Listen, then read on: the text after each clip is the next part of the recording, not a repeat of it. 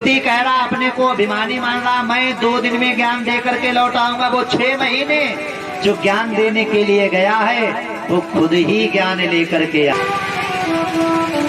उद्धव जी 6 महीने बाद गोपियों की चरण की धूल अपने मस्तिष्क में लगाते हैं और ब्रज की महिमा गाने लगे हैं। वंदे नंद भज स्त्री राम, ब्रज की महिमा गाने लगे।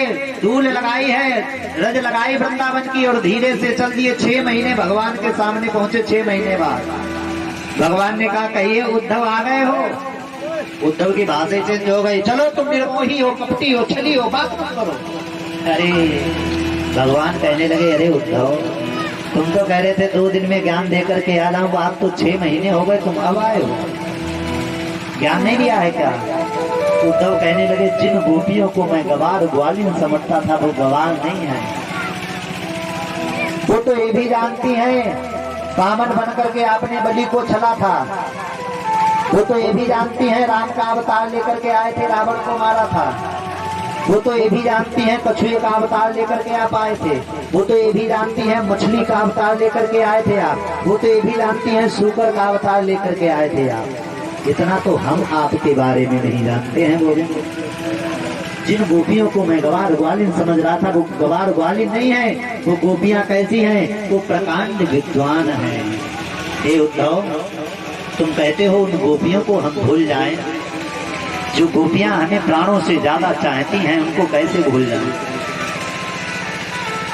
भगवान चाहते तो दिन भर में 4 बार गोपियों से ग्वालों से मिलकर के जा सकते थे, लेकिन भगवान नहीं आए। क्यों?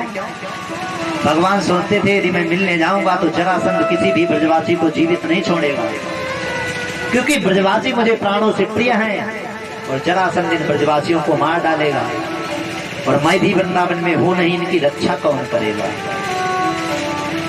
भगवान बैठे हुए हैं। उद्धव ने कहा, हे प्रभु कन्हैया मेरे घर भी चलो। भगवान बोले, हम बाद में आएंगे।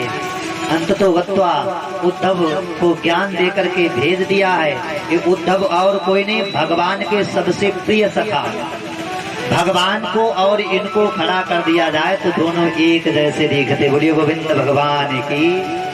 हमें यदि प्रेम करना है तो हमको गोपी बन जाना चाहिए, हमें प्रेम करना है तो हमें मीरा बन जाना चाहिए। हमें यदि प्रेम करना है तो भगवान के ऐसे प्रेमी बन जाओ, भगवान हमसे कभी बिछुड़े ही नहीं। हालत खराब है गोपियों की, जानती सब है। राधा रानी को सब पता है कि भगवान लीलाएं करने के लिए आए हैं, लेकिन राधा रानी भी भगवान के काम में अड़चन नहीं बनना चाहती थी। बंसी मांग ली है इसलिए मांग ली, बांसुरी बजाएंगे तो इनके काम में अड़चन आएगी, इसलिए बंसी ही छीन ली। बंसी दे दो हमें। आज वही गोपियां रो रही, बिलख रही, लेकिन भगवान लौट करके नहीं आते। उद्धव पर भगवान ने कृपा की है। कंस का वध हुआ, जरासंध को पता लगा है कि मेरा जो है दामाद मारा गया है। 23 अक्षौहिणी सेना लेकर के मथुरा पर चढ़ाई कर दी। 70 बार पराजित हो गया, फिर भी नहीं जीता। अगली बार 11 ब्राह्मणों को बैठा दिया है, कहा मैं कृष्ण को मारने जा रहा हूँ, आप जप करो, राम राम जपो। यदि इस बार कृष्ण हमसे मर गया तो मैं तुमको बहुत सारा धन दूंगा, यदि जीवित बच गया तो किसी भी ब्राह्मण को जीवित नहीं छोड़ूंगा। मृक्षों का राजा है कालेवन को भेज दिया है, जाओ।